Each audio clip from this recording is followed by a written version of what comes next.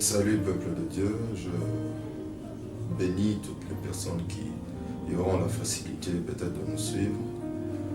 En train de saluer aussi le prophète Aimé Ndoa, Swaziland,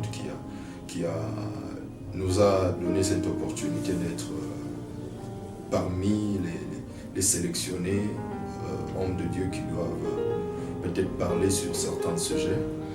Je bénis juste Dieu pour cette opportunité et je dis grandement merci au prophète Aimé Ndoa de Swaziland qui est un aîné parmi les personnes que nous prenons quand même l'exemple de voir comment, comme modèle aussi dans la marche spirituelle. Je suis en train aussi de dire merci parce que selon les sujets qu'on nous a remis, j'ai suivi à plusieurs intervenants. Ce sont des enseignements sur le ministère, sur plusieurs sujets qui vont se développer. Je bénis vraiment Dieu, voir aussi mon père qui m'a engendré, ma mère qui m'a engendré dans le spirituel, le révérend Réussite Ngoï Mandako et plusieurs aînés que j'ai salués en passant avant d'entrer dans le vif de mon sujet, du point que l'esprit m'a mis à cœur de toucher. Je dis sincèrement merci pour ça. Par la petite expérience ou connaissance que Dieu a fait grâce qu'on puisse aussi passer pour donner l'apport sur le point qu'on nous a, que personnellement que j'ai choisi parce qu'on m'a donné plusieurs points. Mais j'ai senti en moi que je dois parler sur les notions clés dans l'implantation d'une œuvre. Entre parenthèses, c'est l'Église. C'est un point qui que j'ai aimé, qui m'a vraiment touché, que je devais aussi présenter par ma petite connaissance au peuple de Dieu. Je sais que je ne suis pas expert ou 100% sur la connaissance de ce que je peux. C'est juste un petit point que je pourrais ajouter et donner aussi à toutes les personnes qui auront l'opportunité de nous suivre. Les notions clés dans l'implantation d'une œuvre. J'ai béni, pourquoi? Parce que plusieurs personnes, je sais qu'il y a de ces pasteurs au ministère Génération Joël, comme nous sommes dépendants du ministère Génération Joël. C'est de là où que nous avons tissé notre naissance, il faut le dire, où notre commencement spirituel, ou les débuts spirituels, ça a commencé au ministère, et aujourd'hui on est détenteur d'une vision, pas selon notre volonté ou notre vouloir, mais c'est selon la volonté de Dieu. C'est pour ça que j'ai voulu parler de ce point, parce qu'il y a plusieurs personnes qui peuvent nous suivre, qui peuvent commencer à se poser peut-être plusieurs questions, parce que je définis déjà le rôle du ministère Génération Joël, dont je suis fils et serviteur du ministère aussi, parce que le ministère, jusqu'aujourd'hui, sans pour autant taper à côté, c'est à point aux églises. Mon appel, si je dois parler de moi, parce que je dois parler nécessairement de moi, parce que si vous devez comprendre, c'est la petite expérience que j'ai eue de moi, sur lequel que je vais parler, parce qu'il y a plusieurs points. Le ministère, c'est à point aux églises. De tout ce temps que j'ai commencé, jamais, en aucun jour que je me dirais, ou que ça passait même dans ma tête, qu'un jour que je devais être le responsable ou pasteur d'une église, jamais ça passait. Ça ne passait même pas dans ma tête. Mais au-delà de ça, il y a eu 5 ans que j'ai eu, pas personnellement que j'ai eu des messages, mais il y a plusieurs pasteurs qui sont passés, plusieurs prophètes qui est passé près de nous, nous disant que Dieu t'a appelé à commencer une œuvre. Une œuvre, c'était une église. Depuis mon attachement, j'ai commencé, oui, j'étais au ministère, mais je suis habitué à m'attacher à une église. C'est depuis, mais au moment où on me parlait de ça, on me donnait des messages, je me disais non, je suis déjà, je peux dire plein s'il faut, ou satisfait si je dois le dire ainsi, avec le travail que j'étais en train de faire au ministère Génération Joël. Pour moi, c'était déjà top, au fin, s'il faut le dire, avec ma carrière ministérielle. Mais lorsque le message venait, je me posais des questions, je me suis posé ma question, je me disais, bon, qu'est-ce qu'il y en a pour ça, pour lâcher, s'il faut le dire ainsi, c'était pas facile. 5 ans après, et c'était par menace que je suis arrivé à fléchir pour que je puisse comprendre maintenant la mission par laquelle que Dieu nous a envoyés. C'est diriger une église aujourd'hui qui est une grande vision qui a commencé. L'église, bon, si je l'appelle église au Love, c'est la cité de refuge que je suis en train de diriger. Mais les points clés qu'on nous a donnés, c'est les notions clés dans l'implantation d'une œuvre, entre parenthèses, église. Parlons de l'église. Peut-être il faut définir l'église avant de tout introduire le message. Moi, je crois que je dois définir d'abord parce que je sais qu'il y a plusieurs points, mais avec le temps que j'ai, ça sera très difficile de nous définir, de parler sur tout ce qu'il y a comme message. Je pense que ça sera très difficile. Peut-être Dieu permettra un jour qu'on puisse parler de ça. L'église, par l'acceptation ou la définition dans le grec classique, ce mot désigne l'assemblée ou plénière des citoyens appelés à la gestion des affaires publiques, ou si on doit le dire ainsi. Et dans le mot judaïsme, le terme en gardera une petite aire de distinction et de solennité. Et permettez-moi, parce que les définitions sont vraiment plusieurs, s'il faut le définir, c'est nan, mais c'est trop pas complexe, on pourra prendre beaucoup de temps. On parle de l'ecclésia.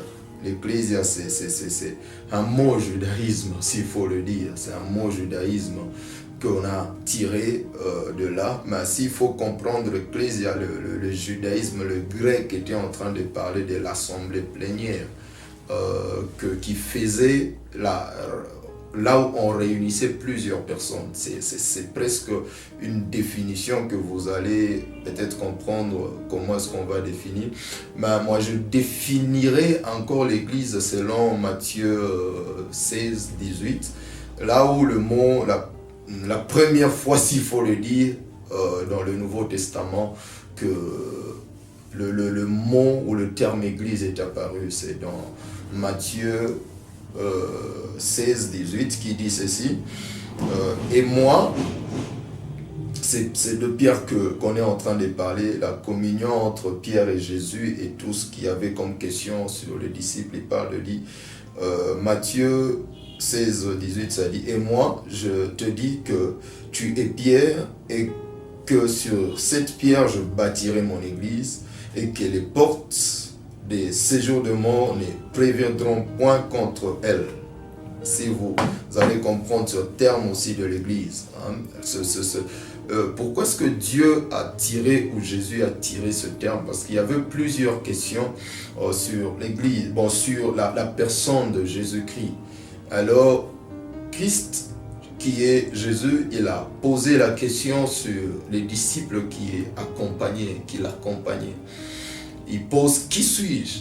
Alors, l'exemple ou les disciples qui étaient tout autour de Christ, personne n'a pas pu répondre ou donner la révélation de la personne de Jésus. Mais Pierre a eu cette opportunité par révélation de parler de Jésus, qu'il est le Fils de Christ, je crois que ceux qui me suivent. Et c'est passant par là que le commencement du terme aussi Église dans le Nouveau Testament qui commence. La Bible parle il dit, moi, je te dis que tu es Pierre. Il parle d'abord de la personne de Pierre. Et lorsqu'on parle de la personne de Pierre, c'est là où on dit nos temples nos corps sont le temple du Saint-Esprit, s'il faut le définir ainsi. Alors il le dit, tu es Pierre, permettez-moi, tu es Pierre, et c'est sur cette pierre que j'ai bâtirai mon église. Alors c'est le quoi qu'on parle de, c'est le temple du Saint-Esprit, du corps de l'église. Alors c'est le pourquoi que Christ a dit, tu es pierre, et c'est sur cette pierre que j'ai bâtirai mon église. Et ce qui fait le commencement de l'église, c'est ça. Hein? Si vous allez me permettre, parce que je dois vraiment descendre il y a plusieurs églises, si vous devez poser ma question, il y a plusieurs églises qui ont de différentes missions sur la terre. Moi, aujourd'hui, je suis en train de diriger la vision qui est la cité de refuge. Et il y a plusieurs églises. Chaque église a son appel. Chaque église a sa mission. Et l'effet d'avoir que chaque église ait sa mission, c'est ce qui fait réellement que nous tous, on a l'objectif, c'est de ramener le corps du Christ vers Jésus, vers la fin, s'il faut le dire, vers la fin, là où nous tous, on est appelés à aller, c'est au royaume des cieux. Si je dois vous faire comprendre que chaque église a son appel, c'est-à-dire que Christ nous appelle différemment. Même si nous devons parler de l'appel dans la Bible aussi, parce qu'on ne peut pas parler de l'église sans parler de l'appel. On ne peut jamais parler de ça. Alors, je suis en train de donner plusieurs exemples dans le corps chrétien. C'est Abraham qui a eu son appel en Genèse 12, 1er à 3, qui demande que Dieu lui demande de quitter sa maison, sa patrie, et il lui montrera là où il va aller. Et si tu parles aussi de Moïse, Exode 3, 4 à 8, la Bible dit, Moïse a vu un buisson ardent qui était en train de brûler. Et ce qui a fait que Moïse puisse recevoir son appel, c'est l'attention que Moïse a fixée sur le buisson ardent. Et c'est cela qui a fait que Christ a fait que Moïse puisse recevoir son appel. Alors c'est là où vous allez comprendre qu'il y a une différence dans l'appel. Et si tu parles aussi de Joseph, parce qu'avant de commencer une œuvre, tu dois comprendre d'abord ton appel. À quoi est-ce que Dieu t'a appelé? Si tu n'arrives pas à comprendre ton appel, ça te sera très difficile de comprendre la mission à laquelle que Dieu t'a déjà appelé.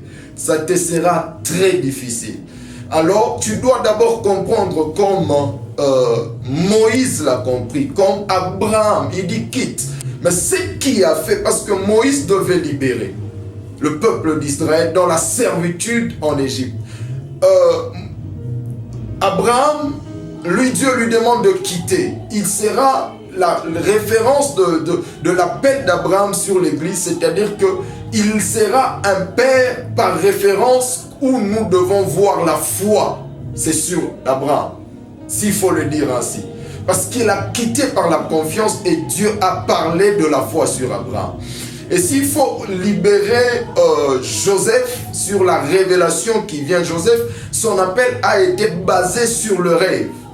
Et le rêve devait être accompli dans une terre étrangère. C'est-à-dire l'appel dont Dieu met sur une personne ou qui doit régorger l'église, c'est différent. C'est pour cela que vous voyez dans le monde, il y a plusieurs églises qui régorgent l'ecclésia, où je peux dire la référence c'est l'église, mais qui a plusieurs connotations, c'est-à-dire chez moi c'est la cité de refuge, il y a exemple, je peux dire, il y a Philadelphia, il y a d'autres églises que vous pouvez connaître, il y a plusieurs églises, mais le lien qui nous lie, c'est pas les connotations de nom, mais le lien qui nous lie, notre référence c'est l'église. C'est là où Dieu prend la référence.